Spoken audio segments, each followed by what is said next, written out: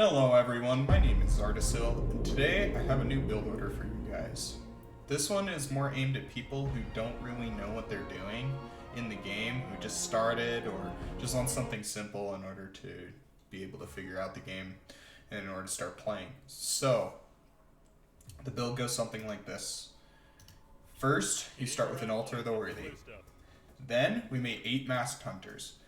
Then we make a God Heart, which is an expansion, and then 2 Ethermaws, another Altar of the Worthy, and then we have a choice between a Neurocyte or an Amber Womb, and that leads into like 2 different playstyles. Today we'll primarily be talking about the Neurocyte playstyle and what that entails, but we'll talk about it when we get there. So, as you can see, we also want to be scouting around with the teapot here. So, at the start of the game, by your bastion, which is a big gray building, which you're going to see right there, you have a teapot, and these things spawn at the start of the game and then once every minute up to a maximum of 2. So, therefore, if you lose one, then the teapot will respawn at your bastion. You can use it again a minute later. So now we're building our Masked Hunters and then our God Heart, you can see. And the teapots, the point of the teapot is just to scout around the map and just find out what's happening, right? Am I getting cheesed? Or is my opponent expanding? What's going on? So now we have our 8 Masked Hunters. So now the goal of these Masked Hunters is to go out on the map and to get Pyre. Pyre is the 3rd resource in Immortal. You have your Ether, which we just put down an extractor for now. You have your Alloy, which we've been collecting this whole time, and then you have your Pyre. And Pyre comes from these creep camps that you can see right here. We kill the creep camps and they give us about 25 Pyre or so. And Pyre allows us to cast various immortal abilities that allow us to go out and fight our opponent more effectively. One such ability is called Infuse. Infuse allows us to give troops in a certain AoE a large movement speed bonus and a large attack speed bonus. So it allows us to really jump on our opponent if they're out of position or if we have an advantage in order to push our advantage. So it's a bit of a force multiplier in that regard. So now we farm 2 camps now, and now we send our Masked Hunters up to this 3rd camp in order to farm it there. And so now you can see we have our 2nd Altar of the Worthy. And so what this means is that now we have our choice between Neurocyte or Amber Womb. So Amber Womb is what you want to get if you want to go for air units, or if your opponent's building air units. Or you want to go for ichors, which are a kind of harrier that allows us to harass our opponent. Or you can go for the Neurocyte. So after you make that choice, you want to make another 8 or so Masked Hunters. So now I choose to go for the Neurocyte here, so we'll talk about that a little bit more.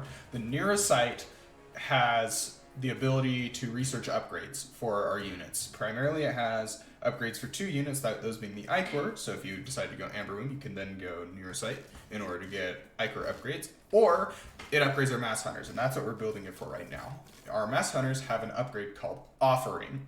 You can see on our screen, there's the V button. The V button, you'll see me tap back to it in a second. There it is. The V button, when we have Offering researched, allows us to press that and then gain a speed buff, big speed buff. It's about 30% extra bonus movement speed while it's active. And it allows our Masked Hunters to have an extra 100 attack range. That means more of them can be attacking at a time. Do note that it does come at an HP cost. So Offering, from a lore perspective, means that the Masked Hunters are offering their blood to their blood goddess, and so, well, that means that they have to, slit themselves. So less HP. Anyway, so now we go keep farming camps, and we get our Offering, and then after we get our Offering, we can get ourselves an Amber Womb. We can go back for that. And what the Amber Womb allows us to do is build Resonants. Resonants are a bit like a StarCraft siege tank, in that you can siege them, and then they gain extra range and they gain an AoE attack. So they hit pretty hard, and they help us to control an area on the map such that our opponent isn't really allowed to go there without taking heavy suppressive fire. So you can see right here, we're going to build another 3 Resonants, and then we're going to get another Altar of the Worthy. And this Altar of the Worthy this time is going to be for building xacals. Xacals are a bit of a frontline meat shield for our army. So that way, because what they have is they're very tanky and they have a lot of overgrowth. So overgrowth is Aru's version of shield. So you can see that like light blue bar next to the dark blue bar, that is their overgrowth. So the cool part about overgrowth is it regenerates extremely quickly when outside of combat, and even more quickly when we're on rootway, which is that kind of dark ground covering you can see around my buildings.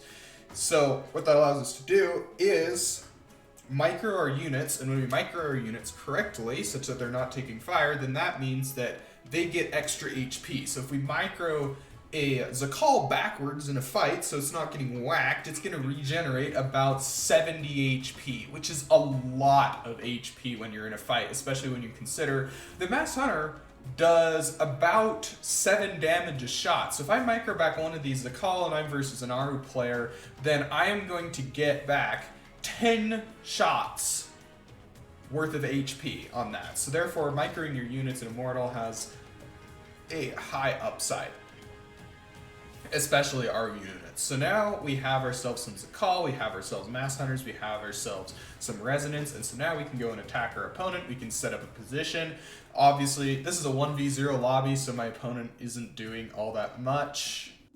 I think my friend was testing something. You can see there's a couple Sipari here, there's a tower, there's a Howler right there, and the Bastion's attacking me, etc. You can see this is going decently okay, even though I'm forgetting to use all of my pyre abilities. I do manage to use Offering here. I do remember to do that, so I'm not a complete noob, fortunately.